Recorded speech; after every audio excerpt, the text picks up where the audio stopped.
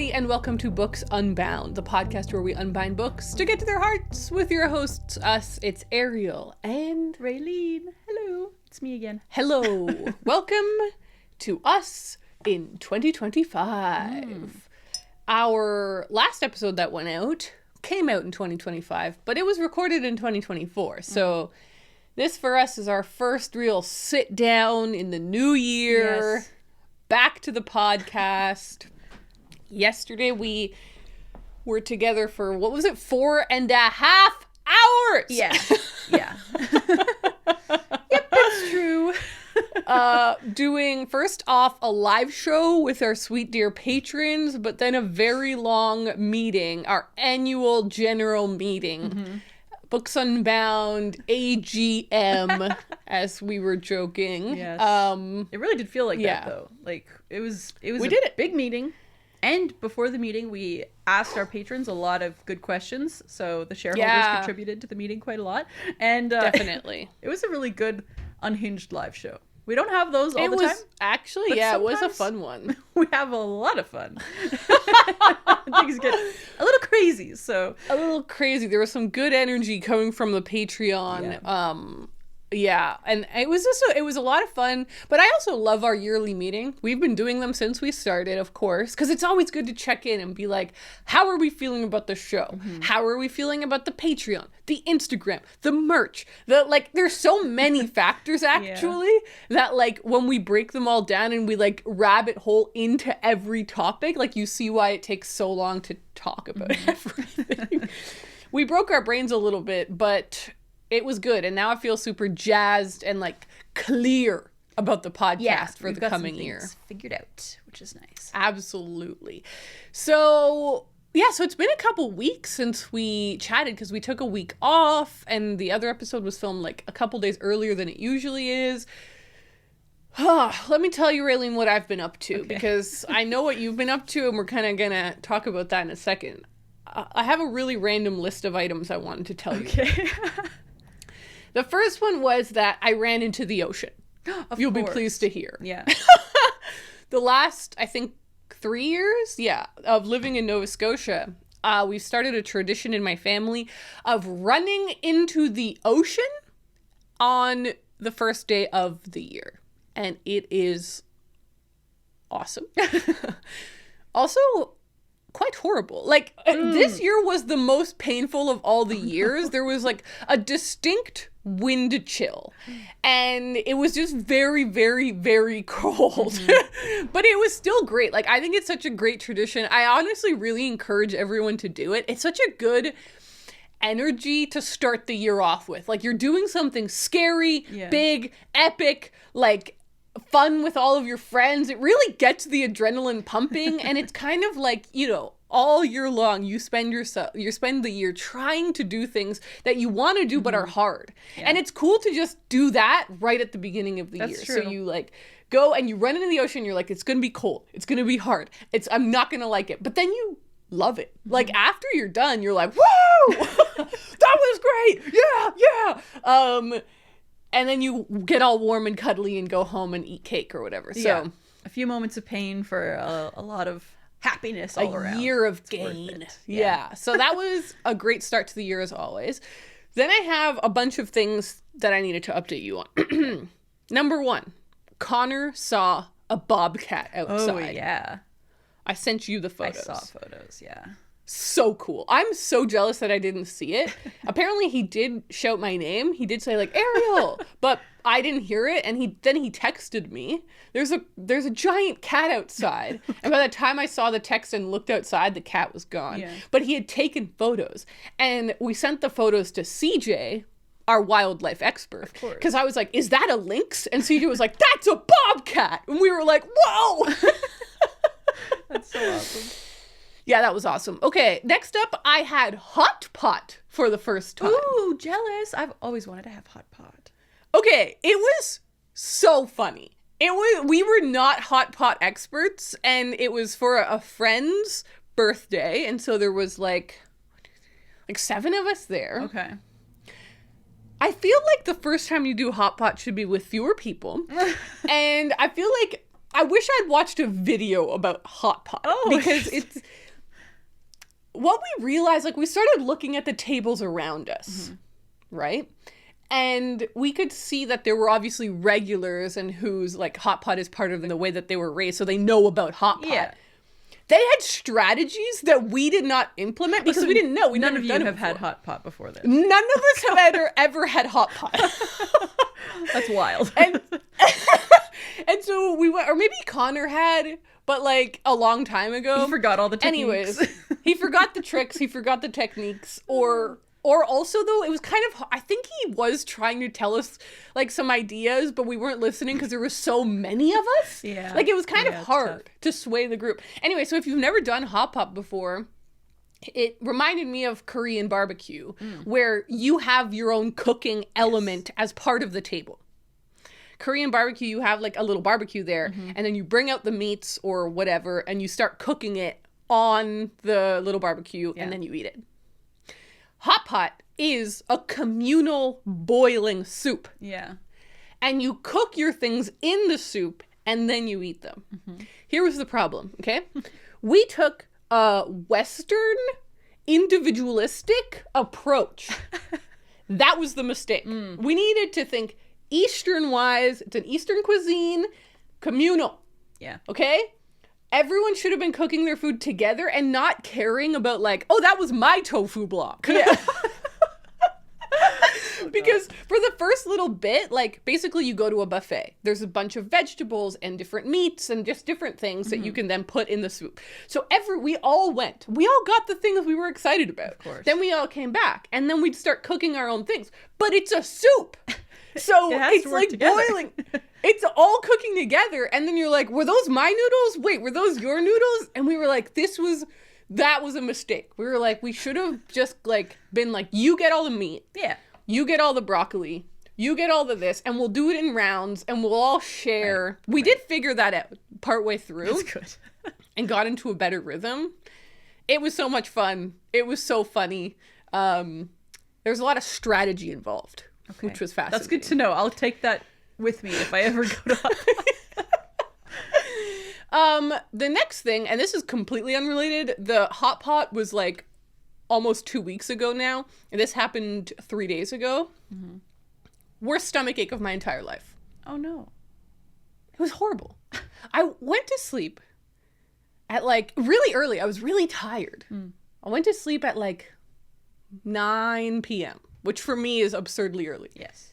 Woke up at midnight with the worst stomach ache of my life. Couldn't sleep.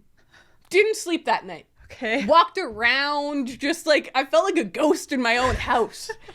Walked around, and I know a lot of people right now in Canada apparently are having the norovirus. It doesn't sound, when I look at my symptoms, it doesn't sound like I had norovirus because I wasn't like throwing up and stuff. And I didn't have a fever. And that's the other thing that seems to be a thing. But like, it was a hell night. And I finally, like, my body started to get a little bit better around 6 a.m. I finally went to sleep. Woke up again at like 9. Had an orange. Went to sleep. Woke up again. Had 4 oranges. It was amazing. A lot of oranges. My body needed the citrus. Went back to sleep. So I spent all of Saturday asleep, just recovering from that Friday night disaster. Yeah, it was crazy. I don't remember having a stomachache that bad since I lived in Honduras, actually. Oh, man. That was the other stomachache disaster night. Actually, I lied. There was another time I had a really bad stomachache. That would have been in like 2017. Turned out stomach ulcers. Ooh. Yeah, that was pretty bad too. Yikes. But those are the top 3 stomach aches of my life. Thank you for sharing. Thank you for being vulnerable with us. I didn't know that was going to be part of your news, and I'm sorry to hear it. Thanks, man. Okay, 2 more little quick updates. Number 1, the next one, I saw Nosferatu. Unbelievable. It might be the top movie of the year for me. Oh, and I saw it on like January 2nd or something. No, it was the 4th.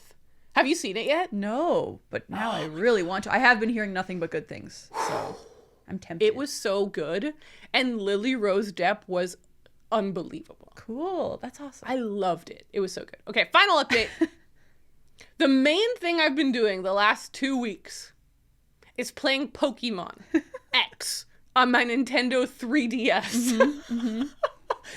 And I just wanted people to know that because I was never a Pokemon person. Yeah. It just wasn't a part of my childhood. I never did the cards. I never did the games. And I loved my Nintendo 3DS when I was a kid. A teen. But all I did on it was play Animal Crossing. Yeah. Like, it was an Animal Crossing machine. And I even specifically got the Zelda edition because I liked that it was gold, but I never played that Zelda game. That's funny. Yeah, I've tried Zelda multiple times. Not into Zelda. Yeah, either. Zelda was not a part of my childhood either. So I remember I bought the Pokemon X game because everyone was always about Pokemon. I probably played it for like half an hour. I was like, this is not as good as Animal Crossing. And I just stopped. But then fast forward, it was like, the weird week between Christmas and New Year's. And I was like, what could I do? It would be fun to go and play on my 3DS. That would be like nostalgic. Yeah. I opened it up. I was like, I'll play Animal Crossing. That caused a whole crisis because I was like, I'd have to delete this old island, or not island, but this old world, which I'd played for like 400 hours or something, and I felt really emotionally attached to still. I was like, what do I do? And I looked at my old games, and Connor was like, you should try Pokemon. I was like, I don't know. I put it in, addicted. Oh my gosh. I actually feel very emotionally attached to my Pokies. That's what I call them. I don't know if I've ever heard anyone call them that before.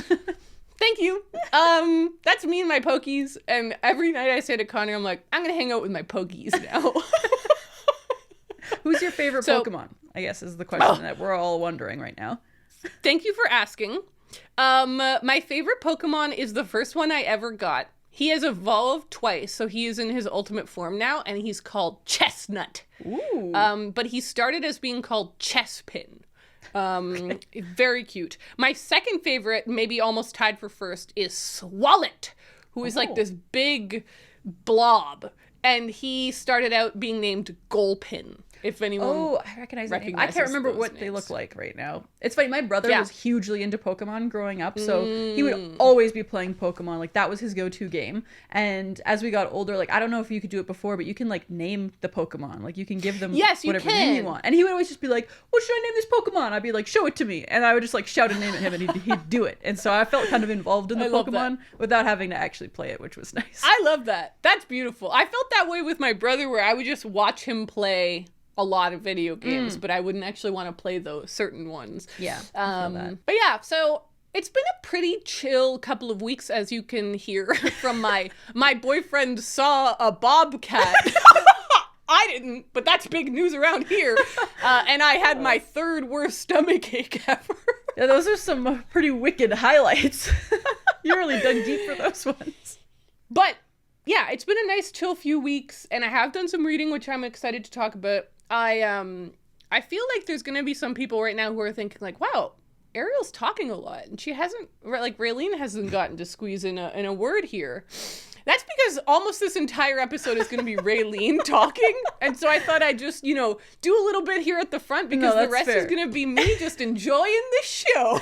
Yeah, I'm going to lose my voice by the end of this one, because, spoiler alert, I have a lot of books to talk about. Woo! How about you start us off, though, with a life update? Yeah, so I mean, I've had a pretty chill couple of weeks as well. Like you said, like that weird kind of week between Christmas and New Year's. And even for me, the first few days of the New Year, I just felt kind of like listless, kind of like, what should I do? I don't know what I feel like doing. Like, it's just a weird time, and I felt strange in my head. And so I was like, yeah, let's just chillax. And so, I mean, I'll go through kind of some highlights of things that have happened and I've done. Hell yeah. So one thing is that I got a new sourdough starter, because when we moved, I was like, how are you supposed to move with a sourdough starter? I can't keep it refrigerated, because, I mean, we could have bought a cooler, but we don't have a cooler. It all was just like, you know what, let's just get rid of it. I'll start fresh when we move. Yeah. And so we just got very lucky. Kyle started his new job here, and he knew someone from his last job in BC. Like, someone just happens to be there that Kyle kind of knows. And for some reason, they were talking about sourdough at work one day. And the guy was like, hey, do you want some of my sourdough starter? And so then he gave it to Kyle, and now I'm making bread. and it's an even better sourdough starter than I had before. So my bread is popping. It's amazing. Hey, that's so cool. Yeah, so it's been fun because I've had like, you know, a couple of months of like no bread time, and that had become like a fun hobby for me. So I was a little sad to not have it. So now I'm back to making the bread, and I'm very excited about that. That's awesome. I love that. Yeah. And then another thing, you mentioned video games, so I'll share my current obsession, which is also kind of a weird, hilarious game. Mario Party Jamboree, friends. That is my current obsession. And very good. It's funny because Mario Party, for those who don't know, it's basically like a board game, video game. So like you're going around a board, you're, you know, collecting items and money and all this stuff. So that's kind of what it is. Yeah. So it's kind of a weird game to like get into because it's more of a social game for the most part. Like it's usually a game that you play with friends or you play with at a party or whatever. And it's just like lots of fun. And so far I have not played it by myself. So that is one good thing, because I played Mario Party by myself once a few years ago, and the bots beat me, and I just felt so sad. I was like, what am I even doing with my life right now? But I've been playing with Kyle. I've been playing with my brother, which has been fun, because he obviously is still in BC, so I don't get to see him. But we've been playing games together, which has been fun. So we hop in a little call and play Mario Party. So we did that for like 3 hours yesterday. Epic. But I'm obsessed. It's so fun, even though it's like a lot of the same mini games over and over again. For some reason, I'm still really into it. The maps are really good on this game. It all just worked out beautifully. So that's something that's been fun for me. But the last thing that I've been doing, I haven't done it a lot yet, but it's the beginning of a new little era for me. Okay. Is that me and Kyle and my 2 other BFFs, Rebecca and Julia, have started playing Dungeons and Dragons. Right. Yes. This is a big update. So this is something that's been like in the works for years. So like 2 or 3 years ago, me and Rebecca and Julia were all hanging out as we do. And we kind of floated the idea, like, what if we were to play D&D? Because something that we do as a friend group is just like spitball stories and like scenarios that are crazy and like don't exist. Like we make up these entire stories, and then at the end we're like, haha, okay, moving on. Or like we're never going to use that for anything. Right. But we like have this kind of like collaborative, creative energy when we're together. And so we talked about doing Dungeons and Dragons, but we were like, we're only 3 people. We would need someone to like be our DM or dungeon master. Right. And so like it kind of was complicated. We, put it aside for a while. But recently, Rebecca decided that she would like to be a DM, and Kyle said that he would like to play. So I was like, wait a minute. I think we can make something happen here. And so we've done it. We got our characters. We played one little session together, our kind of intro section, and I was really bad at it. I'm still really bad at it. It's funny, like I don't know, there's something about D&D, it's very complicated. For those who don't know, there's like lots of rules. You're basically just like role playing a story with people. So there's someone kind of leading you through a story, and you're just kind of like a character, and everybody plays differently. Some people really get into the role play, some people don't, and just kind of like play. And I don't know where I fit into that yet. So far I've felt very shy when we play, and I don't want to talk. So I'm very much a beginner. I don't know anything, but we also did one session with Julia's brother, who is like a professional DM. Like he has done this for a long time. He's created his own world that he like has his players play in and stuff. And that really invigorated me, because the first time we played, I was like, I don't know if this is for me. But the second time we played, I got into it and had a bit more fun. So that's like the new thing that's kind of going on in my world. I'm feeling fantastical. I'm feeling excited by fantasy worlds, which kind of leads into the next part of what my update is. I firstly decided that I needed to go get some fantasy books. Because of D&D, I was like, I need to do my research. I need to learn more about fantasy. I need to learn more about like what's possible and stuff, because I just feel like lost when I'm playing. And so I was like, you know what? I need to get back into fantasy first of all. And so that led me to a bookstore. I actually had like an adventure day where I was by myself, and I went to read in a couple of cafes in like this cool little zone in Calgary. And I also visited Pages on Kensington, this fantastic bookstore that I went to 2 years ago, but didn't have enough time to fully explore last time I was there. And so this time I went, I had as much time as I wanted to be in there. I spent 2 full hours browsing books. Beautiful. With nobody to interrupt me, which is so rare, because usually Kyle's like, come on, can we go? I don't want to be here anymore. And which is fair. 2 hours would be a lot if you're not interested in books, but it was so fun for me to be able to do that. I actually made a pretty awesome kind of vlog for the Patreon. Yes. For those who don't know, we actually do, each of us does a video every month that we put on our Patreon. Sometimes they're reading vlogs, sometimes they're adventure vlogs, as I'm calling this. Sometimes it's something else. So those are really fun, and people seem to be really enjoying that video. So I just wanted to give it a little shout out. And I also asked for fantasy recommendations in that video, and I got so many. So I went shopping, but then I had to go shopping again a couple of days ago. Oops. So I do have a very, very large stack next to me. I think I already told you the number, so I'll just tell everyone. I have a total of 15 books to haul. All of these are from the same store, from 2 visits that all happened in under a week. So you know how Ariel seemed kind of wild with the 28 books? You visited 17 bookshops, I think. It was 17 bookshops, and it was Christmas. Yeah. Those were also Christmas presents. I went to 1 bookshop all by myself and came out with 15, which I actually feel so overjoyed about, because I feel like last year I did somehow end up buying a lot of books last year, but I was a lot more restrained at the top of the year, and I definitely wasn't just taking recommendations and going out and buying things, and it feels really fun actually. So I'm happy about how this new year is going, but I also have one Shrek quest update before I jump into my book haul. So I have now done quite a few of the squares actually, which you'll see when I talk about books I've read, but I have visited 3 different cafes and read in them. So I've already stamped that one. That's so cool. And I'm not done though, because now that I've done it a few times, I'm seeing how much I enjoy it, and I am going to keep doing it for sure. So I'm going to see how many I can get by the end of the year. I'm keeping track. So at the end of the year, hopefully I can say I read in 27 different cafes or something. But I'm also excited to go back to the ones I went to, because there were 2 in particular that I really loved. And so I'm going to go back, and it's just been great. Shrek Quest has been adding a lot of fun to my life. Yay! Basically, is what I'm trying to say. Exciting. Yeah, and I've seen a lot of other people, our listeners and our patrons, have been enjoying Shrek Quest. We made a channel for it in our Discord, and people are always chatting in there and sending Shrek videos and stuff. And I'm just living for it. It's so fun. I'm so glad that I decided to do this. I was really scared to share my weird little Shrek thing, because it could have gone really strange. Everyone could have been like, "What are you talking about?" But I'm glad that it worked out and everybody's having fun. So basically, I'm just feeling awesome right now. But yeah, I bought a lot. That's beautiful. Well, let's just do it. Let's transition into this epic book haul. Okay. All right, Raeleen. I have 1 book to haul. Oh my gosh! So please start. Well, do you think you should do half and then take a little tiny break and then do another half? Yeah, that might be for the best. Okay, so these are in no particular order. I'm actually kind of starting with the newest ones, so people won't have heard about these yet, because I did do a book haul in my little vlog that I did. So I'm going to start with the exciting ones.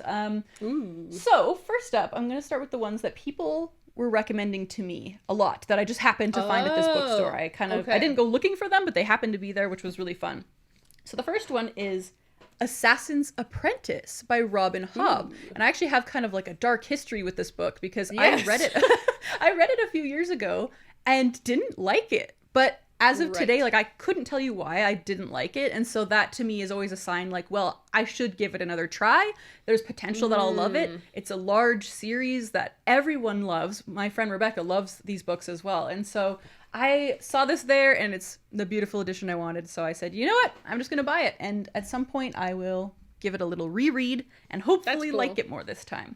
A couple more that I was recommended are Uprooted by Naomi Novik, which is kind of a fairy tale-esque fantasy story that a lot of people have recommended. It's funny, that book's been out for a really long time, and I've thought about, do I want to read it? Do I not want to read it? And I'm now just yeah, I'm just going to read it. I'm just going to go for it. And then the last kind of fantasy one from this part of the haul is The Bear and the Nightingale by Catherine Arden, which is kind of a Russian-inspired, snowy, folksy kind of fantasy. And it's a trilogy. Actually, this could work really well if I read this and love it. Or the Robin Hobb. That could help me with Shrek Quest, because I don't have a lot of trilogies going right now or series, but fantasy is really good for trilogies. So maybe this is just going to work out for me. Is it snowy in Calgary right now? A little. It actually snowed a couple of days ago, and then yesterday it was like very sunny. So it's been kind of all over the place. It's funny. We had one huge dump of snow like maybe a week or two before Christmas, and then ever since then it's been quite chill, actually. No pun intended. It has not been that cold, which is kind of funny. So many people were like warning us, like, it's going to be so cold and it's going to be so snowy. But I think it might be like unseasonably warm this year. Yeah. But I'm okay with it. It's all good. So for far, me. it's working out. What about you? Well, I feel like snowy. Oh, what about me? We had such a snowy Christmas. It was so beautiful. Like, it snowed a lot, like on December 22nd and 23rd, or maybe 21st, 22nd. It snowed a lot. Wow. And so we totally had a white Christmas, which we haven't had here really for the last 4 years. We didn't. So that felt really magical. Yeah. And then we had a little bit more snow afterwards. The last few weeks, though, I don't think we've had much snow. Like, there's no snow down right now. Well, you know, there's those little frozen banks that won't melt until April. But like, other than that, we got a lot of those for sure. I know there's like all the sides of the roads are just like coated in kind of ice, but there's no snow in the middle of the road. Not really so snow. I guess that exactly. I guess that tells you something. But I feel like winter and snowy times are such a nice time for fantasy, right? Like with the Bear and the Nightingale. For and me, stuff. fantasy like is perfect when there's snow. And it's also perfect in the summer. And there's kind of like no in between for me. For some reason, I love, like, I think I read Mistborn in the summertime once. And I was like, yeah. And I read Game of Thrones. Like, there was a few years where every summer I would read one Game of Thrones book, which seems weird. But I mean, I guess they are. It is kind of summery there. Winter is coming, but it hasn't come yet, you know? It's, that's the way I look at it anyway. But yeah, I just love fantasy in the summer because it feels so, like, fun and free. Well, I kind of just flashed you some of the books, so I may as well continue with this haul. Okay. So I got a couple of sci-fi books as well. So the thing that kind of happened to me was when I went to Pages the first time, I bought a bunch of books. I saw a bunch that I really wanted to buy, but didn't. I actually took photos of a lot. So there will probably be a post on the Instagram of all the books that I like wanted to buy but didn't. But there were a couple that I couldn't stop thinking about. And so this is why I went back. It was partly because of the fantasy thing, but it was mainly because I was like, I have to go get these books. So this is one of those books, and that is The Man Who Fell to Earth by Walter Tevis. Oh, and for those who don't know or may not remember, that is the author who wrote The Queen's Gambit. Yeah. So that's weird. I didn't know that. Like, I saw this and I was like, Walter, wait a minute. What are you doing, Is this the same Walter? He like also wrote The Color of Money and The Hustler, which are kind of like more in the vein of the Queen's Gambit kind of vibes. But I'm like, this is like a classic sci-fi. And this, I believe, is the book that inspired that movie that David Bowie is in. That's like, he plays an alien, I think. I don't know if it has the same name. I didn't look into it too much, but I looked up The Man Who Fell to Earth and I just saw a picture of David Bowie. I was like, wait, what's happening? And so I got very intrigued. So yeah, he's an alien who lands on Earth disguised as a human trying to save his race from extinction or something. Some epic quest. And so it just sounded so cool that I was like, I have to go back and get that. And the fun thing about Pages, actually, that I haven't mentioned is that it is like half new, half kind of used and remainder. I was gonna ask. Yeah, so the top floor is all of their nonfiction books and graphic novels and puzzles. They had a lot of puzzles there. The main floor is like all of their fiction, so they got like all the different genres there. But then the basement is just this massive basement of used books and remainder books, like I said. So this was one of those from the basement. And so I rushed back there, and they actually sold one of the copies. They only had one left, so I felt really good about my timing there. And then this next book was one that I discovered just this time when I was there. Never heard of it, actually. Maybe you'll have heard of this one. It's called More Than Human by Theodore Sturgeon. And this is another classic one. It says this, either he won or this book won the Hugo and Nebula Awards. So that's pretty cool. I think this came out in the 50s. But yeah, this is like about a few different people who kind of all have like different powers. Like we've got, sounds like telepathy and like stuff along those lines, which I am always down for. That's like a thing that I love, is people with powers and like seeing, like, I don't know if they're people who are just learning to use their powers or if they've always had them and they're like experts. Either way, I am interested in that. So I picked this bad boy up, and this also ties into Shrek Quest a little bit because we want to read sci-fi and I wanted to have more options. What was the specific Shrek Quest for sci-fi? Stargazing with Donkey. Right. Of course. I was really How digging many? deep when I made that card. I was like, what are scenes that I was just pulling things out of my memory. I didn't even rewatch the movie. I was like, what's something important That's that so happens? funny. I'm like, they have a beautiful moment gazing at the stars. Yes. Like, I need to include that.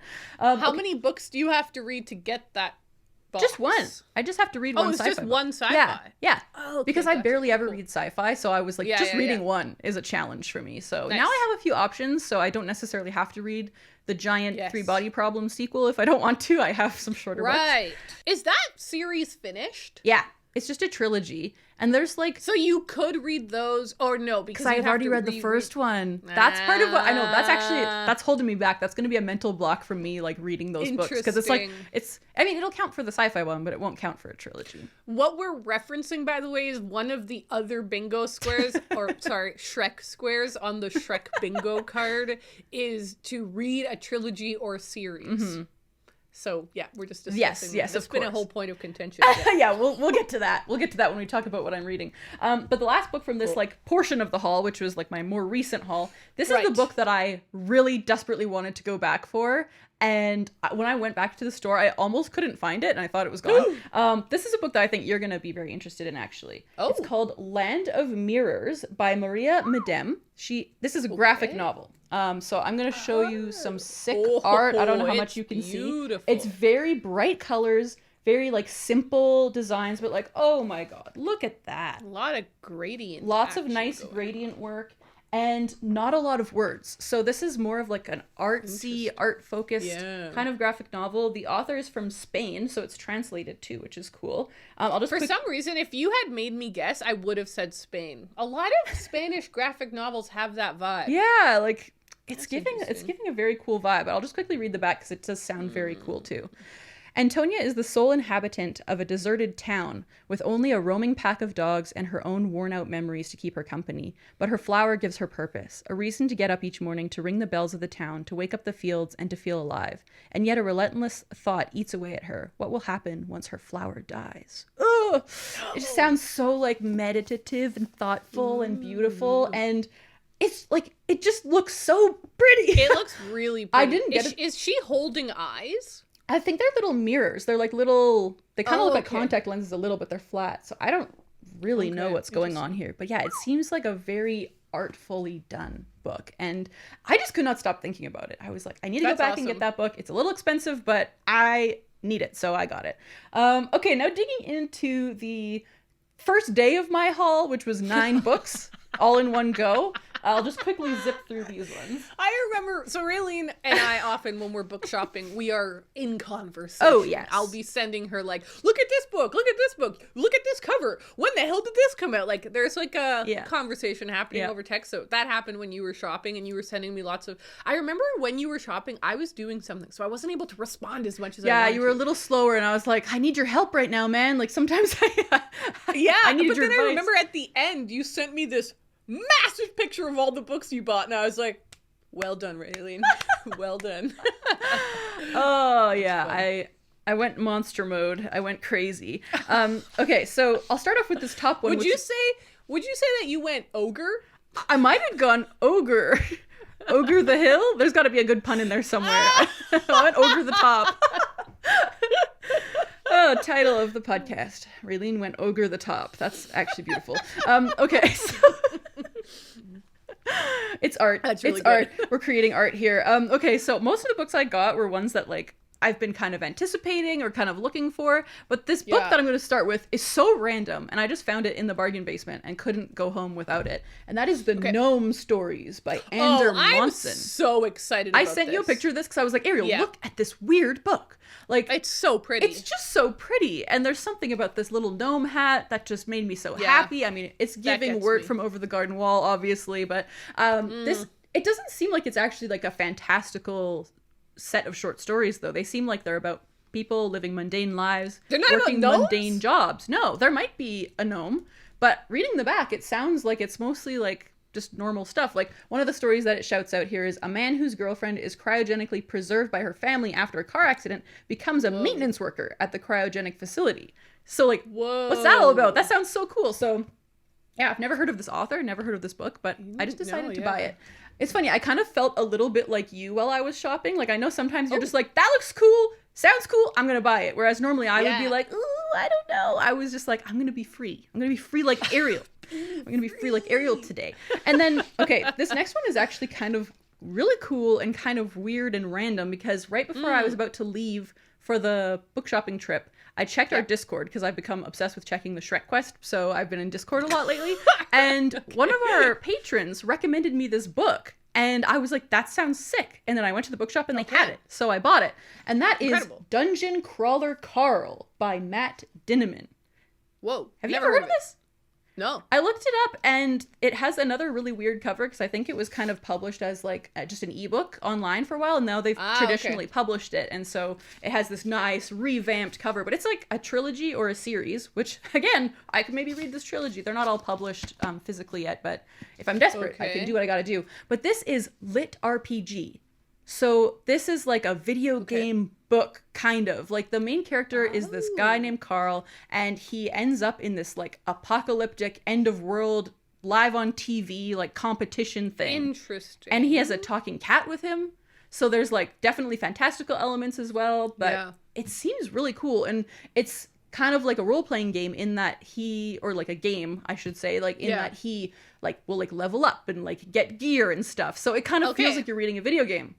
Which, that just sounds great. That sounds really cool. I mean, very Ready Player One-esque. I feel like it's been too long since I've had a book like Ready Player One, and I'm always craving that, because it is a very, like, unique reading experience. Okay, next up. This book I have been hunting for ages, and that is Your Table is Ready. Tales of a New York City Maitre d' by Michael Ketchy as Leena. Not sure how to say his last name, but this is a book that I've been trying to find for a really long time. Never expected to just come across it in a bookstore. I thought for sure I was going to have to order it online, but this is a memoir.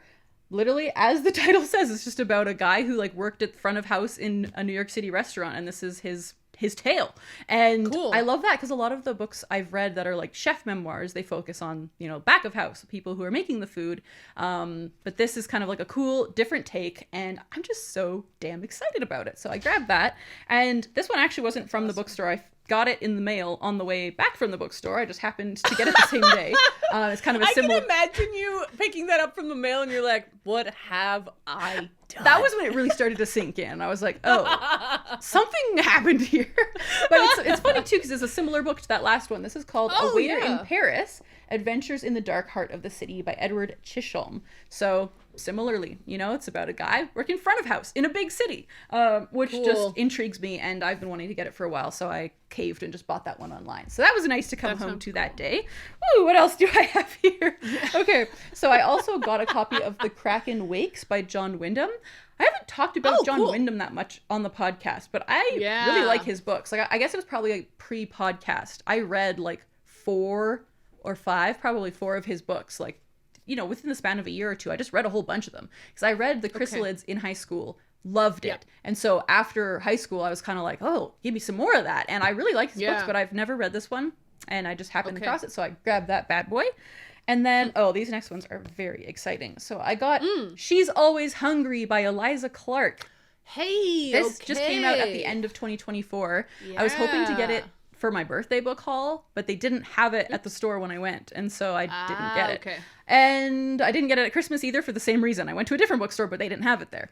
Pages on Kensington, my favorite bookstore. Of course they had it, and so I picked that up. This is a collection of short stories, and one of my goals this year is to like read a book by a favorite author, which could be Stephen King, could be Murakami, could be a lot of people, but it could also be Eliza Clark, because she has quickly become one of my favorite authors. Oh yeah, here's another good one. You're gonna like this. Record of a Night Too Brief by Hiromi Kawakami. Cool. Yeah, so this is like a really cool cover. I'm really enjoying these Pushkin Press covers. I have a few of them now. Cool. So they like look really cool together. This one is 3 short stories by her, actually. Oh, okay. They're all about, women going through something weird, as usually happens in her books. Favorite. But yeah, who was very that excited translated about that. by? This is translated by Lucy North, actually. I always love... Oh, okay, yeah. I love her translations. I've always enjoyed those. So very excited about that. And then, okay. I've got 2 more. I'm almost done. All the color... My mouth is starting to get dry. all the colors of It's the funny dark. too because I offered you a halfway break, but I think your brain went into over mode and you were just like, I'm doing this, and now I'm did go watching the into show. Ogre This is mode. great. I went into Yeah, Ogre no, Drive. Okay, yeah, we're almost done, I swear to God. Okay. All the That's Colors awesome. of the Dark by Chris Whitaker. This is a book that a lot of you guys listed as your favorite book of the year. I noticed that in our Right. spreadsheet, but earlier this year when I read The God of the Woods, like I want to say 3 or 4 or 5 people were like, "You've got to read this book. If you love The God of the Woods, this one is even better." Like it does the things that The God of the Woods does, but even better. And The God of the Woods, as we know, was my favorite book of the year. Yeah. So Wow. it's kind of high pressure, but if That's it's a big possible to claim. top that, I mean, I've got hope for this. It sounds like it does have a lot of similar vibes. Like it's set in the 70s. People are going missing. It's kind of a murder mystery. Maybe there's a serial killer on the loose kind of vibe. So, I mean, I'm down for that. When did that one come out? This one? When did that one That's a come out? great question. Ooh, it's Is got it like lots a of short similar chapters time? too. You know, I love that. I like that. It came out in 2024, so. Okay. also- Very similar. Yeah, so they're also, like is buddy that books. Jenna sticker? Can that Jenna sticker come off? Oh, no. Yeah. I don't even know who Yeah. Jenna is. She is like on an American she's like on Good Morning America or one of their morning shows, and she has like a really big book club. But like unfortunately, because a lot of the American like books that get published are just the same ones that we get these stickers about Jenna, but we don't know who Jenna is. That's so funny. I'm like, at least Heather, I know who Heather is, and We know who Heather if there's is. a Heather reads whatever sticker on it, we can take it off. That's the thing. You can take the sticker off. With the Jenna ones, you can't take them It's off. built in. I've seen them before. That's so funny. Okay, I have one more book to talk about, Hell yeah. but it's actually a book that I've also read, so I'm going to throw to you Oh. to haul your one book, and then I'll finish us off strong. Wow.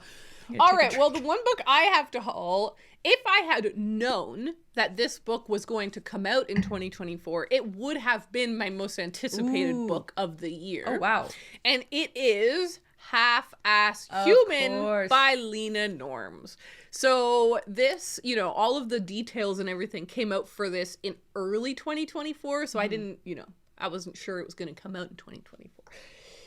But wow, speaking of bias, I couldn't be more biased. Leena Norms is one of my favorite humans in the entire planet, and I believe her to be a genius. So the fact that this book is now out and available, I don't think it's available in the US or Canada yet, but I ordered it through Blackwell's and it got here perfectly fine. So if you wanted to order it and you're over here, I also know that she recorded the audiobook. Oh, I haven't amazing. looked into, and she has an amazing accent and just such a lively voice. So I don't know, I haven't looked for the audiobook, so I'm not sure where that's available or if it's out yet. I'm assuming they got released at the same time.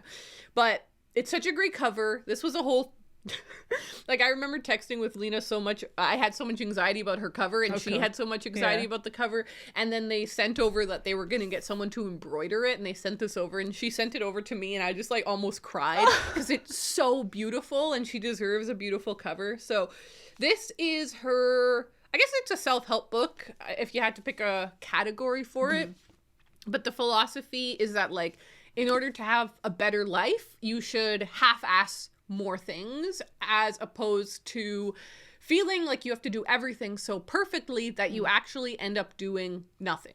And so it's kind of mashed potato-esque in that way, where it's like, it might not be the perfect time to do this, or it might not be the perfect era of your life to do this, but just try it and do some of it, or do it in a not perfect way, and you'll still be doing it, which I think is such a beautiful philosophy. And she fits it into so many different genres as well, like half-assed manifesto, half-assed choices, half-assed style, career, half-assed vegan, home, body, and hope. But then the final chapter, importantly, is called What to Whole Ass. I will never forgive Leena for making me say that word so often, but that's okay. And it's also got some of her doodles in here and things. Like, everyone I know that's read this has loved it. So I super, super, super, super recommend it. And I'm excited to read the kind of finished, full Oh yeah, because you've read it, version. right? You were reading it back when it was. I read most of it, but it wasn't like the finished version. Yeah. So now I'm excited to read the like bound up version. Oh, that's awesome. I'm so proud of Leena Norms. So I'm going to link to that book in the description. Please do. Thank That's you. awesome. Okay. All right, Raeleen. The last book I have to haul is kind of a little random, and I read it already. So that's really fun. So that book is Several People Are Typing by Calvin. I knew it was that book. What? I knew it. When I saw it in the bag, I was like, I feel like that's that book. Right, because I sent Ariel a picture that was like a top-down picture. Yeah, so, and for some reason, the color shade of gray that's on insane. the hardcover. How the hell did you know that? It's because I almost bought that book for Connor once. Okay, well, because I thought he would like it. So now I shouldn't? You should. Oh, I should.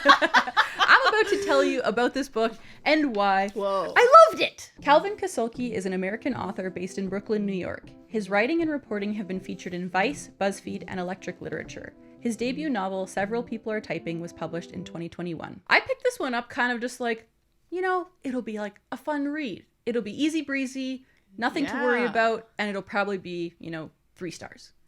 Dude, I loved this book. Wow. Like, I really loved this book. This was my first non-reread 5-star book of the year. Whoa, I found it already. Yeah, like, I really loved it. So, this book, plot-wise, is quite, it's a bit strange.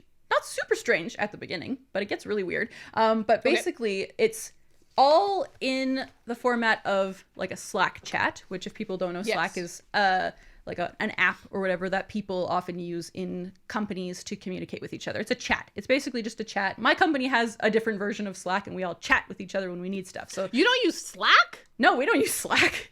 That's fascinating. So this was interesting. In my head, everyone uses Slack. No, it's funny. We use Slack for the podcast, but no, we use something entirely different. Wow. I don't know why. We just do. But anyway, so this book is basically about these people that work at this office. It's a marketing firm, but the kind of main guy, Gerald, he gets uploaded into the Slack. So basically his consciousness is inside of the Slack. He's trapped, and he can't convince anyone that he is actually doing that. They think he's just wants to work from home all the time, and he's like taking advantage of their work from home policy, but he doesn't know how he got in there, and he doesn't know how to get out. And so he's like, everybody thinks this is just like an ongoing joke. They're like, oh, the Gerald bit again, like he's talking about being stuck in the Slack again. And so that's kind of funny. Like what starts everything. But it's, first of all, I must say, this is one of the funniest books I've read in a while. Like, it had me laughing out loud multiple times within the first few pages, and it continued to do that throughout the entire book, because it really used the format of being a chat to its advantage. Like, there's some kind of forms of comedy that only make sense in this kind of format, which is hard to explain, but, like, if you read it, it makes sense, where it's just, like, the way people respond to each other is quite hilarious at times. And especially with Gerald being like, he's stuck in the chat, and so he's quite sarcastic with people. Like, he'll be like, yep, whatever, I don't have a body. And everyone's like, oh, that's hilarious, Gerald. And he's like, no, it's not. Like, stuff like that. Like, it's just kind of goofy in a fun way. But this isn't just like a goofy book. It does get quite weird. So I would say, like, if you like Black Mirror, you would probably like this, even though it has a totally different tone from a lot of Black Mirror episodes. It has a lot of similar themes. So like it talks, or it doesn't, it kind of is all like, between the lines, but it is talking about how people are like too connected, and like people don't have real human connection with each other a lot anymore because of technology and texting and email, and people, working from home and never meeting each other. Like, do you even know who that person is? Do you even have a real connection with them necessarily? Yeah. And so, yeah, like some weird kind of things happen that really drive that point home. And it's like, oh my God, scary. So this is it's a really good internet book. It also in some ways reminded me of An Absolutely Remarkable Thing by Hank Green, which I wanted to shout that out, because I feel like it's hard to find books that are similar to that. And this is like quite different, but had a similar vibe. I feel like they'd be friends, So yeah, wanted to shout that out as well. And another thing that was kind of funny about the book is that there's like, how Slack has Slackbot. So if you need to like talk, if you need help with something within Slack, you talk to Slackbot and he helps you out. So Slackbot is like a character in this book, because Gerald is trying to get help, right? And so he's constantly talking to Slackbot. Slackbot's not helping him, but slowly Slackbot starts to change a little and starts to like have different responses, and then things start to get really, really wacky from there. So it was really fun. Did it have a satisfying conclusion? Yes, I would say. Okay, you felt good about how it ended. I did feel good about it, because there was like a through line that kind of make sense with how like the book ended. And Yeah. it had like a nice ending, it didn't have Okay, like a cool. super grim, like depressing ending where it's just like, technology's gonna end the world or whatever. It was just Right. like, no, this happened and now we're here. And it was really, really beautiful. And like, you can read it in a few hours. It's a very quick read, obviously, because of the way it's written. But it made me think a lot and it made me laugh a lot. And to me, that's a great book. So That's so absolutely cool. loved it. Yeah. Does that count as sci-fi? Yes, but it's not like hard That's sci-fi, not what I you guess. mean. I want it to It's be not hard. Okay. I want it to be more powerfully sci-fi. Like this is more like weird fiction, I guess, if I had to like Speculative classify fiction? it. Yeah, it's a little more speculative, which is a brand of sci-fi, but I wouldn't count it. I'm trying to be really honorable with my Shrek Quest bingo card because Yes. it's quite simple, all the things I've set out for myself, so I don't want to cut any Yeah. corners, I want this to be a true sci-fi Respect book. the hell out of that. Thank you. Respect the hell out of that. Thank you. That's awesome. I'm so glad that you ended up loving that pretty random book. I was not expecting to love it. I really wasn't. And then after finishing it, I was like, should I read it again? And I was like, nah, I can always reread it later. Like, Yeah. I've got lots of other exciting things on the go. Well, I think the next book we should talk about is the one that we both ended up reading in the last few weeks, which is Small Things Like These by Claire Keegan. Claire Keegan is a best-selling and award-winning writer of short stories and novellas. She was raised on a farm in Ireland, studied in the USA, lived for a time in Wales, and has returned to living in Ireland. Small Things Like These was published in 2021 and won the Orwell Prize for Political Fiction, the Carey Prize for Irish Novel of the Year, and was shortlisted for the Rathbone Folio Prize and the Booker Prize. A film adaptation of the novella premiered at the 74th Berlin International Film Festival on February 15th, 2024, starring Cillian Murphy and directed by Tim Mailant. That's one of the most prestigious info bits we've ever done. No kidding. This book and this author have won a lot of things, and it's fascinating because I didn't realize she hadn't ever published a novel. That's true. All of her books are just little novellas, aren't they? She's published 2 novellas, and that's it. And for novel novella wise, everything else is short stories. So she's really a short story writer. Cool. And has these 2 kind of, and this one was launched off from one of her short stories. Like, she wrote a short story with a very similar theme and then made it bigger for this novella. That's very cool. Which is I didn't know that. very interesting. How did you feel about this one? Did you enjoy it? Did you like it? Did you hate it? Yeah, What do you got? my journey with this book is that it's tiny, right? But Yeah. I want to say for the first, because it was one of the first books of the year for me because I was reading it at the end of the year, kind of, so it kind of carried over. But for 2 or 3 weeks, I would just read 1 or 2 pages of this book every little. Yeah. So I had a really weird beginning with this book. So I was like, I don't know if I'm vibing with this. And then I was like, I need to just start over again and read it properly. Interesting. And so I did that because I was Cool. maybe a third of the way in, and I couldn't even tell you what this guy's job was. It had been so long since I started the book that I was like, I don't even know what's going on right now. Who is this girl he's talking to? And so I went back to the beginning and reread everything, and I liked it a lot. I wouldn't say I loved it. It's not a new favorite. I know a lot of people really love this book.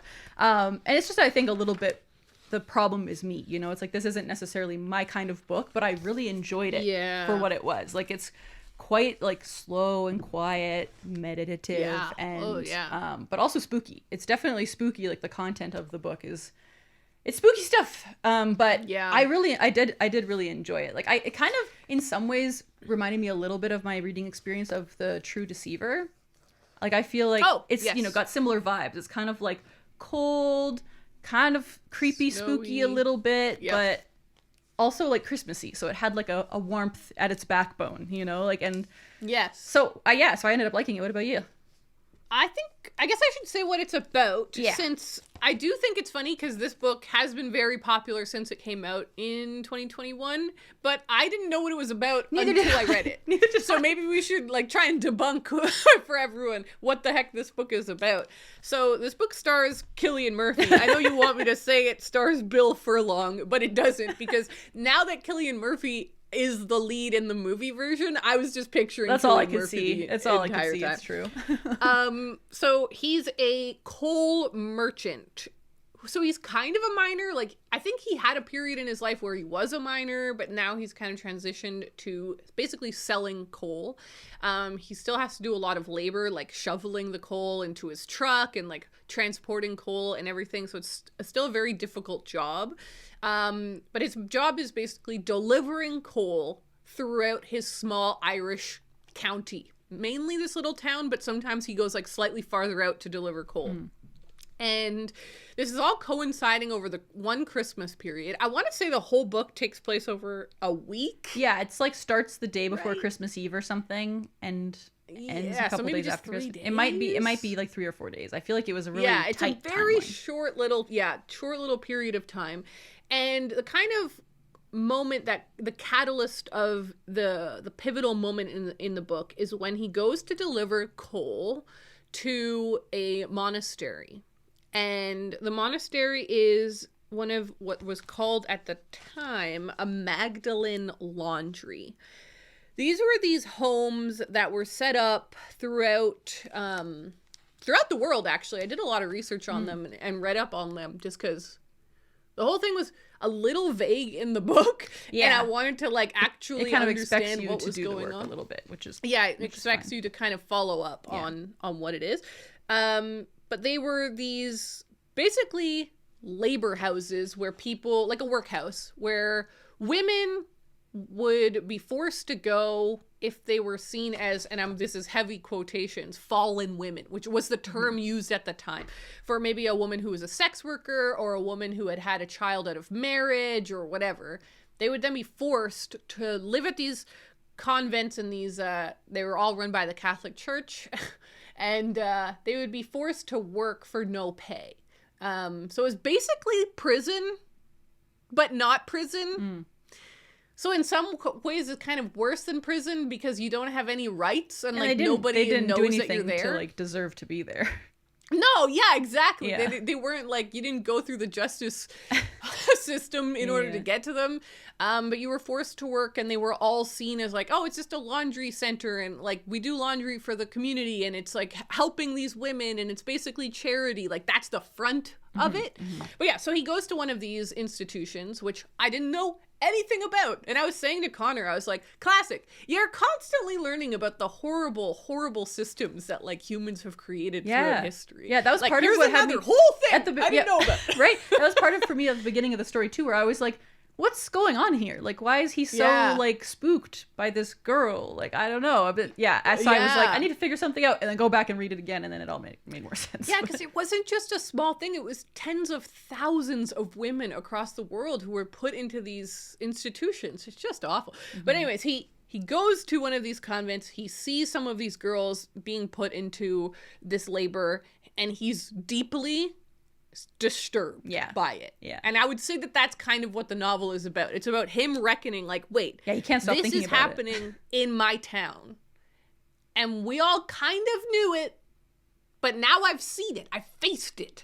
What do I do with that information? And he has to wrestle with it. Yeah. I will say, like, it won the Orwell Prize, which is basically a prize given to books for political purpose, because, you know, Orwell said that he wrote in order to help his politics be spread wider, which is very fascinating because, like, Animal Farm in 1984 are novels. They're not real, but they're clearly based on things that Orwell's worried about in real life. And so this book is totally that. It's like a novella that is not real, but is about a real thing that like actually happened. Yeah, and makes us reflect on that and think about that through a story, which is often like such a great way to process things, or can be a kickoff point to like me then Googling this for a couple hours or whatever. So I did definitely enjoy that. I felt like it ended right when I wanted it to keep going. Like I will not spoil it anyway, but like it ends at a certain point that is in some way satisfying because you like see what he's gonna do. You're like, oh, okay, that's what this character's decided. But I would have loved to keep spending more time with this. Yeah, I would have been really fascinated to see what then happened and what the consequences of that would have been, and learning more. I would have loved to learn even more about how these places operated in Ireland and, You know what I mean? Like, I think it would have been really interesting, but that's just my curiosity, I suppose. I did really like it. I gave it 4 stars, but I didn't love it. It's not like a personal new favorite. Yeah, that's exactly where I'm at. Like, I really appreciate it. I feel like this is one of those cases where I'm like, I really appreciate it, and I would totally like recommend this to lots of people. Definitely. Because like you said, it's like, it's a very important story to be told and like to learn about, but it's easy to read, I would say. Like, it's not a super difficult book. It's a good entry point, like you said. Yes. Yeah, I thought this was really good. Oh, go ahead. I was just gonna say, like, I took a couple of notes while I was reading, and like the thing that stuck out to me was that he, like you said, he's like reckoning with what do I do, and like for a lot of the book, he's kind of like, oh, maybe I just won't do anything. It would be easier to not do anything, and like his wife even at one point says something kind of along the lines of like, you know, we have our little life here. Let's just take care of our own. Like, why should we bother with these, like, with helping other people? They have 5 daughters, for one thing, that we didn't mention. But yeah, so that's something that I found interesting, is that he feels like, I don't want to, but he keeps thinking about it. And so it's kind of like about how, you know, sometimes you need to do the right thing, even if it's hard. And even though it'll kind of blow up your life a little bit. Exactly. And it's like, he's like, do I want to be the person to do that? Like, am I going to be that guy? So it's like, he's like got a lot bouncing around in his head, and it's very interesting because like he clearly does want to help people, and he has these 5 daughters, so he wants to like be a good father to them, right? And like it's just, so it had me thinking a lot while I was reading it. I was like, oh man, Bill, Cillian Murphy, are you like I was just really I was really feeling for him, for sure. So yeah, it was a book that brought up emotions. I'm definitely wanting to see the movie. I will say that I really want to see the movie. Me too. It says it's come out, obviously. It came out at that film festival. And I think it came out in the UK, but I don't think it's come out in Canada. Yeah, so I can't find any screenings or anything. I have to figure that out. The last thing I want to say about the book is that while I was reading this, I could literally hear the people's Irish accents while I was reading. Like, sometimes when you read a book, it just like kind of leaps off the page in that way. Yeah. And it did that for me, because the way it's written is just like, it's very beautifully written in a way where you can hear the people, like the manner of speech that people in Ireland often use. And I was just like, oh, this is so wonderful. I just love that. So. And another thing was, you and I mentioned this yesterday. We both struggled with it being 1985. Yes. It really didn't feel like felt 1985. Older. It felt like more in the past than that, for sure. To me, it felt like I was reading a book from the 50s. And maybe it's just because it's Cillian Murphy. Maybe it's just because he's a coal merchant, and I imagine that as an older profession. But something about it didn't feel like the 80s. Yeah, there was a bit of a disconnect for me there, because I was like, this does not feel like 1985 at all. No, that's okay. That was interesting. Yeah. All right. You read a couple more books. I have one more that I finished, so maybe you should do a couple more reviews. Okay, sounds good. I will blast through these 2, and then you could do one, and then I have one more. I'll go as fast as I can. So the first book that you picked for me to read this year was Last Night at the Lobster by Stuart Onan. Stuart Onan is an American author whose career began with a collection of short stories, which was awarded the 1993 Drew Hines Literature Prize. He went on to publish nearly 20 novels, as well as a book about the Boston Red Sox, which he co-authored with his friend Stephen King.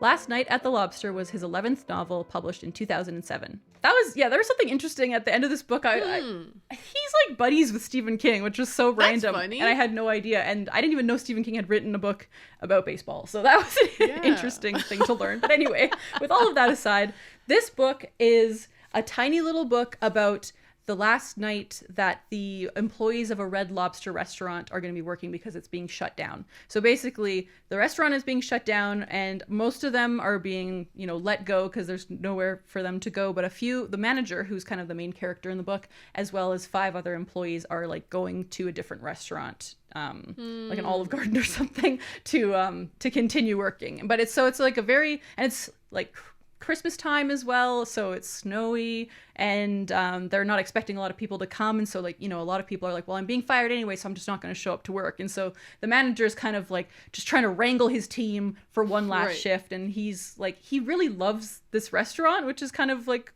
funny because it's just a Red Lobster, like it's not like it's his restaurant or anything, but he's like is really passionate about making it work well and delivering good numbers and all that stuff. So he's like thinking like a manager, but like all these people are kind of have given up almost. So the book kind of has this somber vibe of like everybody's kind of dejected, and so so a few people do show up, and it's kind of, you know, there's lots of snow, and so not a lot of people are coming in, and so it's just kind of like this sad little quiet night at a restaurant. And it was interesting because a long time ago I used to work at Wendy's, and for some reason I was imagining this as the Wendy's that I used to work in. So I was like placing myself inside, even though Red Lobster is totally different from a Wendy's, but that's what I was imagining, you know?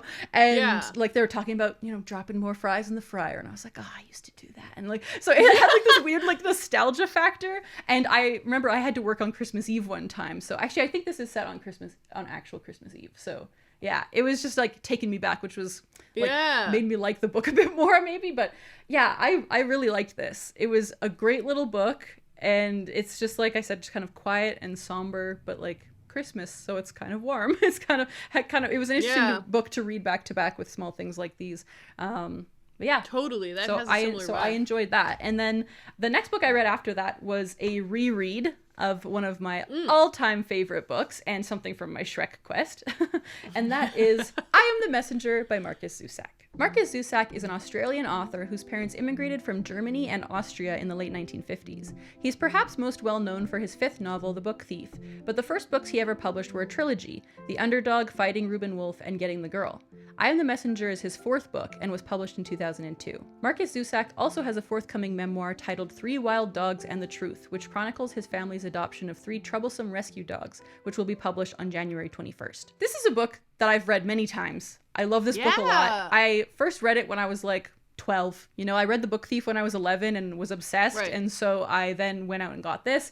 And I don't read it every year, but I kind of have followed a rough pattern of that. Like every year or every other year, I will reread this book because I absolutely love it. So this book is about a guy named Ed, who is a 19-year-old cab driver, and he's an illegal cab driver because you're supposed to be 20 to be a cab driver, apparently. And so he's kind of just like this dude who doesn't have a lot of ambition. He's kind of just coasting through life. Like him and his 3 best friends get together and like drink and play cards, and like that's his life, and he's kind of satisfied with that. He's like, this is fine, I don't need any more than this. But at the very beginning of the book, he and his friends are in a bank when it's being robbed. So there's this gunman who is robbing the bank, and kind of a whole situation happens, and Ed kind of ends up saving the day. He ends up kind of taking out the gunman. And so then after that, everyone's kind of like, whoa, wow, like local hero, Ed. And he's just like, I'm nobody, like, what, leave me alone. And then, but what really gets the story going is that he gets a playing card in the mail that has 3 addresses and times on it. And he's like, what is this?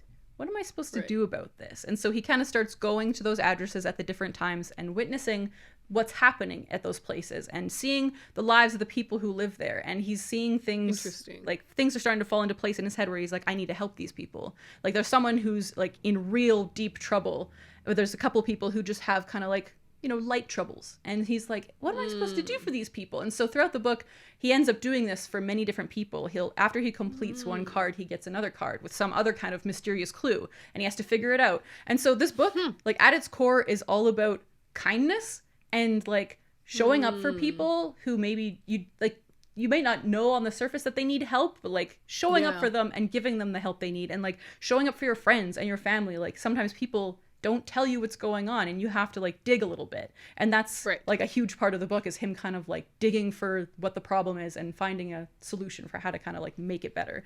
And that feels like it also kind of ties in with small things like these. Yes. I feel like there's a I theme read a going lot on of with books your about reading. kindness. The next book I actually read is another like kindness book. I was feeling the hope at the beginning. I know, it's kind of funny. I was thinking, I'm like, will that be my like most read category at the end of the year? It'll be like books about people being kind. That's nice. Who would have thought? That's really nice. But yeah, I absolutely loved it, just like I always do, and I highly, highly recommend it. I want everyone to read it. So anyone who's doing Shrek Quest, please don't change that bingo spot, because you should read this book.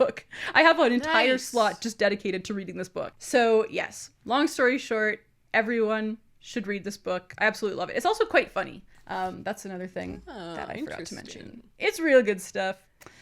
What did you read? Cool. What did I read? Yes, I read Will My Cat Eat My Eyeballs by Caitlin Doughty. Caitlin Doughty is a mortician, writer, and advocate for funeral industry reform. In 2011, she founded the nonprofit The Order of the Good Death, which spawned the death positive movement and is working to legalize human composting and aquamation in all 50 states. She runs a popular YouTube channel, Ask a Mortician, and has published several best-selling books. Will My Cat Eat My Eyeballs was published in 2019 and is Doughty's third book. I don't have a physical copy of this one because I also listened to this one on audio. It's a good audiobook. Which I did with her previous book that I just read. And spoilers to what I'm currently reading, I'm reading her third book, Towards Eternity. So I'm just like on a Caitlin Doughty spree. That's awesome. I'm doing it all. And I just found out, a friend of mine, Kidra, just let me know that she was recently in Halifax for a month. Caitlin Doughty was researching a Titanic book. So wait, that's okay. Fun Raeleen lore. I was obsessed with the Titanic when I was a kid. I love that. So I'm gonna read that book whenever it comes out. Yeah, I'm reading that. And like, I think people don't know that Halifax and Nova Scotia have a lot of Titanic history here, because basically everyone that survived the Titanic was taken to New York, but everyone who died was buried in Halifax and in Dartmouth. So there's a Titanic cemetery, and we have a lot of Titanic artifacts because a lot of the like rescue ships that went to find people were from here, and they found items and brought them here. Oh my gosh. And we have our Maritime Museum in Halifax has a lot of Titanic history and stuff. So it's so cool that Caitlin Doughty was here. I wish That's that crazy. I'd known. I don't know why it would have mattered that I would have known, but I just am like, I love her. You could have like lurked around different Titanic areas and possibly met her. It's so cool that one of my favorites was around. It just always feels really special when someone that you really like is in your home. Oh, for right? sure. Like that just feels really special. Oh, I remember back in the day, like, because the Twilight movies, a lot of them were filmed in Vancouver, and I'm like, oh my gosh, Edward Cullen was walking the streets of Vancouver. Kristen Stewart was here. I realized I just called Robert Pattinson by his character's name, but that's okay. That's so funny. That was so how I thought when I was 14. Yeah. But like, so Will My Cat Eat Your Eyeballs, or My Eyeballs, is her third book. It came out in 2019, so it's semi-recent. It's 5 years old now, maybe almost 6 years old now, but it's very simple. The concept is very simple. She's just answering questions in depth, but she's answering questions that she's heard from children about death. And the idea is that children often ask very frank, open questions because they don't have a lot of society stigma on them where they're like, I shouldn't ask that question. Yeah. They just ask wild things that they're thinking about. And she's like, these are such great questions for us to talk about death and the funeral industry. And so she goes ahead and answers them. And yeah, they were great. You know, questions like, can I keep my mom's skull? She's like, no, because like it's been because there's like so many regulations around people's corpses and respecting people's corpses once they've died, and like people can't be sure of what you'll do with that skull once you have it, and so all of the implications of the legal system. Can I be buried with my hamster? That was an interesting one. I would have thought, why not? If somehow you and your hamster died at the same time, or if your hamster's already dead and like buried in the backyard, like why couldn't you dig up his little casket and then put it in your casket and be buried?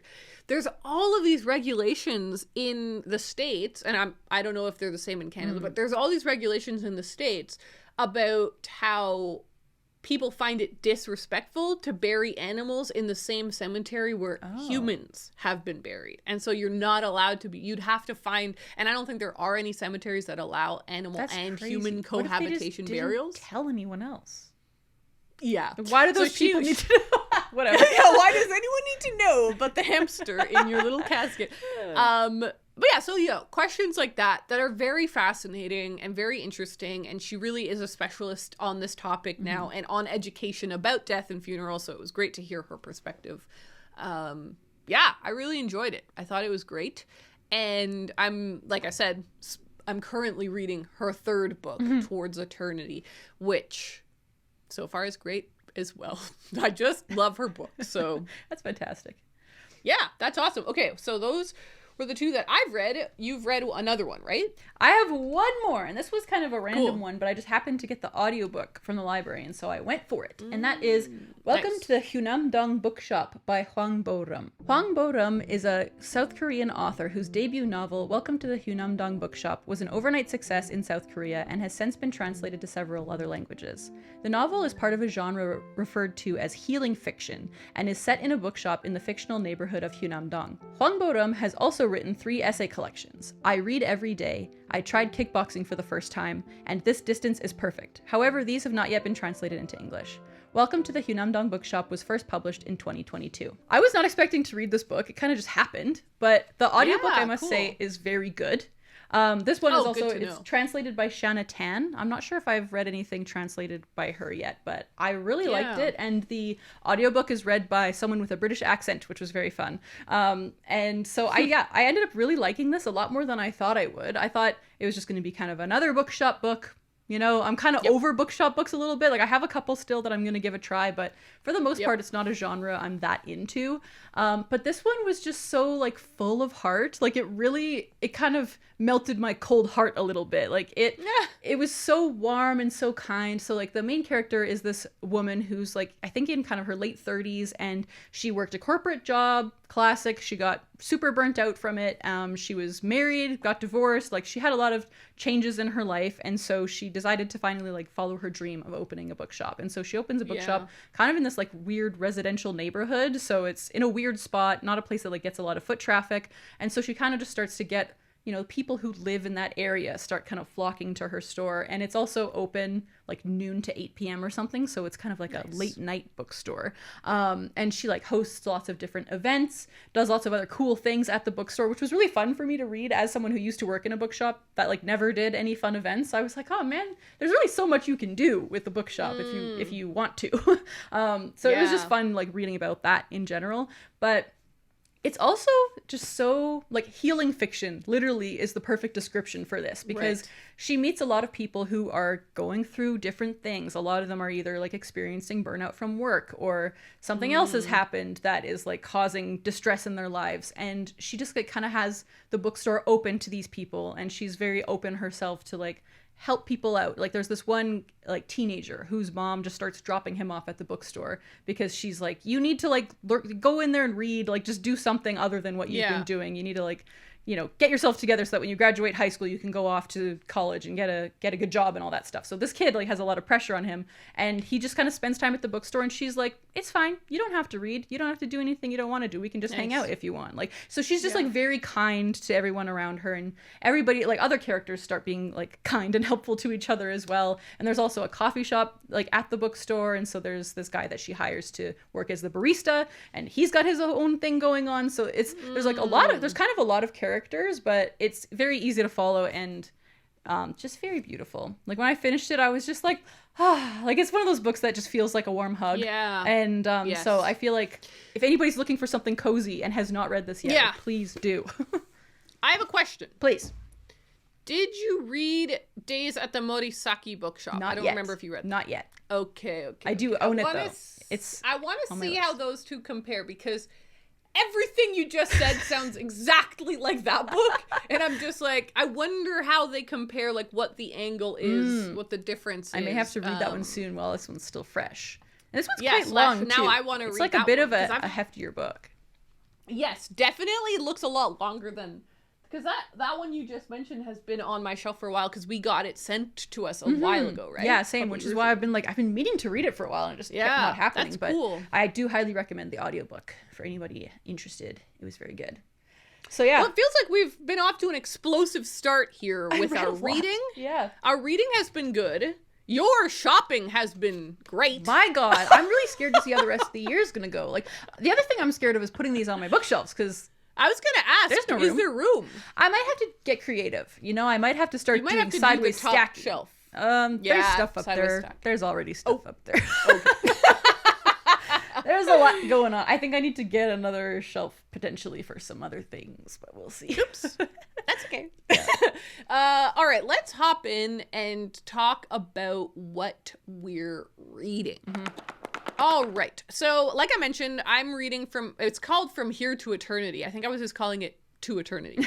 That is the third published book by Caitlin Doughty, which specifically, so the first one is kind of her memoir. Smoke Gets in Your Eyes is like her memoir about working in the funeral industry, how she got into that work, all of the lessons she learned, and kind of where she was at when the book came out. Will Your Cat Eat Your Eyeballs is answering all these random questions. This book specific angle. Have you read this one? I forgot. Yeah, that's the one that's about different burial practices, right? Yes. So have you read all three? It's funny. After you were talking about reading Smoke Gets in Your Eyes, and you asked if I read it, and I just said yes. That's the only one I haven't read. For some reason, I haven't read that, but I've read her other books. Okay, gotcha. I was like, wait, live, Raeleen, breaking news, Raeleen lies on the podcast. I just forgot. For some reason, I've always wanted to read it. That's the thing. It's always been on my list.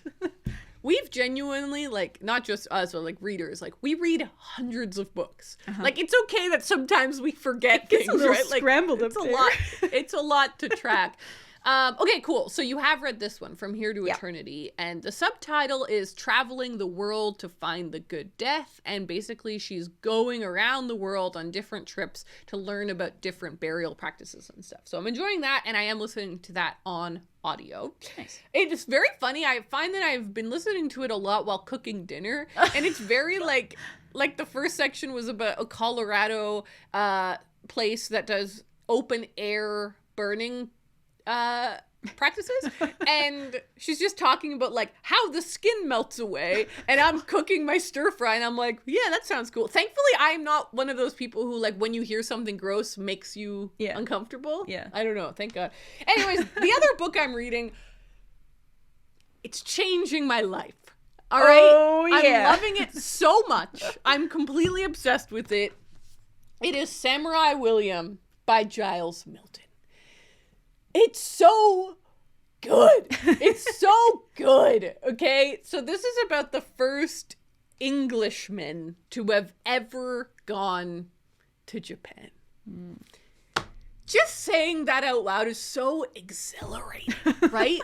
Because we're talking about a time in Earth's history when it wasn't all connected. And right now, everyone's like, I'll go to Japan.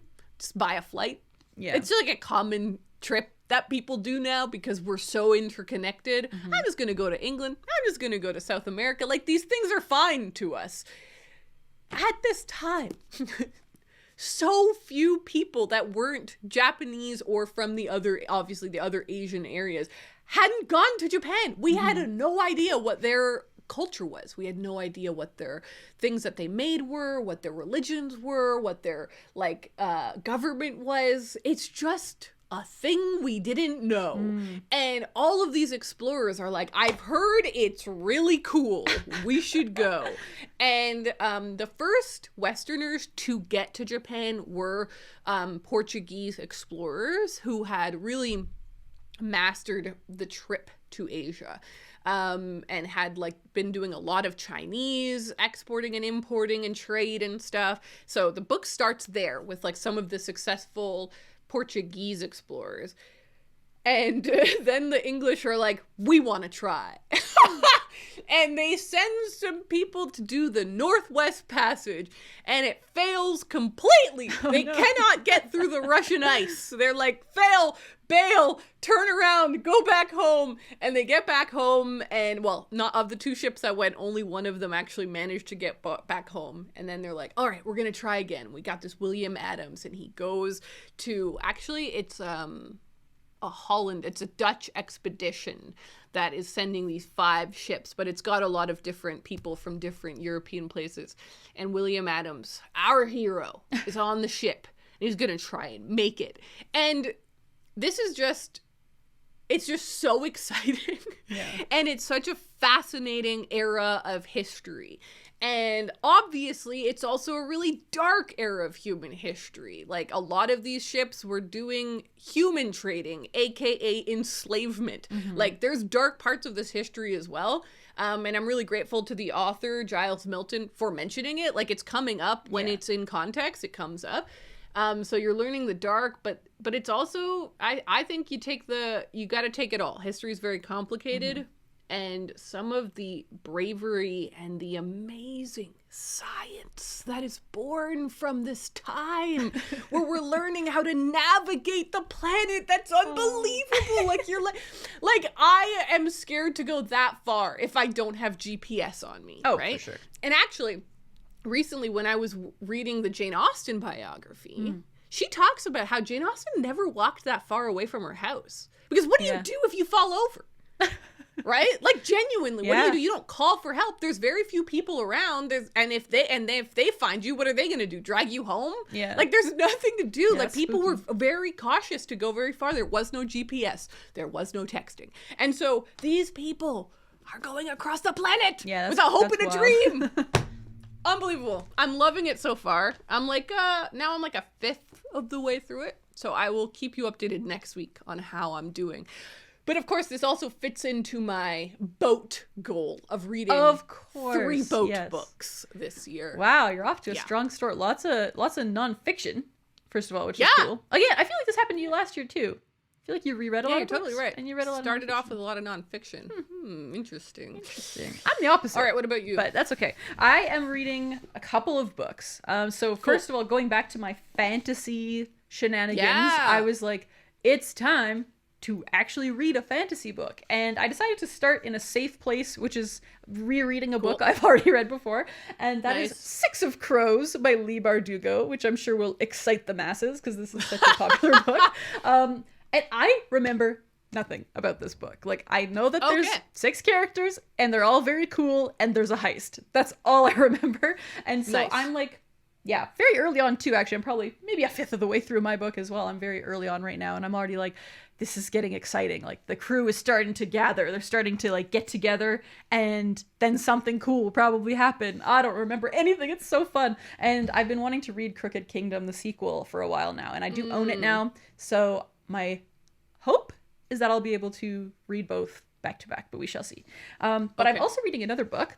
I'm listening to the audiobook of The Woman in Me by Britney Spears. Oh, interesting. So random. But it's similar thing. I have a lot of holds at the library, and so things are always popping up for me. Yes. And sometimes I'm like, nah, it's not the right time. And sometimes I'm like, you know what? Yeah, this is the right time. And that's how I felt about Britney. I was like, I want to read fantasy, but I also still want to stick with my In the Biz books because I bought a lot and have read almost none. So I was like, you know what? I'm going to lean in. I'm going to do it.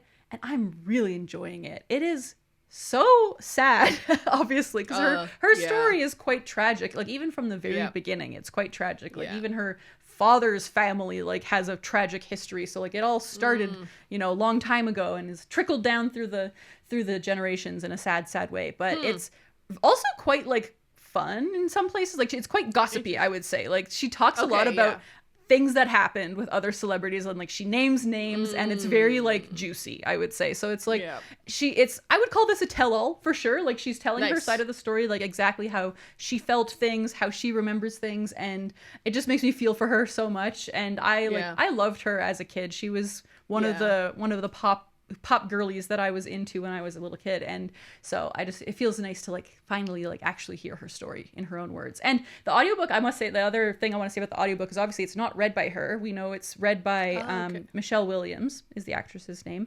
And at the very beginning, it makes perfect sense though. At the very beginning, there's an intro from Britney and she says like, even just writing this book was so difficult emotionally. Like, there's no way I could say these words. Like, she would just be breaking down the entire time. And so she's like, I'm just going to like leave it in someone else's hands. And Michelle Williams does a great job with the audiobook. Like, sometimes I think now I'm going to like connect their voices in my head because I feel like I'm listening to Britney, even though it's not actually her. So I would say that like I was skeptical about that at the beginning, but now I'm like, no, it makes perfect sense. It's what needed to happen. And I am enjoying it. So yes. That's awesome. Yeah. We didn't mean for this to be such a massive episode, but we had a lot, my phone just felt, we had a lot to unpack while we were back. And, you know, we had a lot, like, it was a couple weeks there. So it makes sense that we had a lot to do. Also, Raeleen went crazy. What can we say? She had a lot to tell us shouldn't have done that, but I did.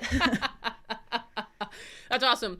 All right, so one of our neat things that we are doing this year on our Patreon is we're kind of beefing up our bonus episodes. So as you would have heard, if you've listened to the pod before, you will have heard us, we always say like, we're going to go and record our Patreon mini episode. Well, they're not going to be so mini anymore. I think they used to be like around the 10-minute mark, but they're going to be more like the 20-minute mark. Mm-hmm. And not only that, but they're going to be video now. Yeah. So if you like watching our videos and you enjoy it more as a video medium, what do you know? We got you covered. These are going to be video episodes now. So because they're kind of bigger and video now, we're only going to be doing them every other week. Mm-hmm. But we're going to be starting off this week with a big, juicy Q&A. Mm-hmm, mm-hmm. So we're going to go record that now. We're still at the beginning of the year. I mean, you can do this at any kind of time of the year, but if you wanted to join for a whole year, you get a discount. So that's another little thing to keep in mind. And we're going to go do that now. Thank you guys so much for watching / listening to this episode, and we will talk to you next week. Bye. Bye.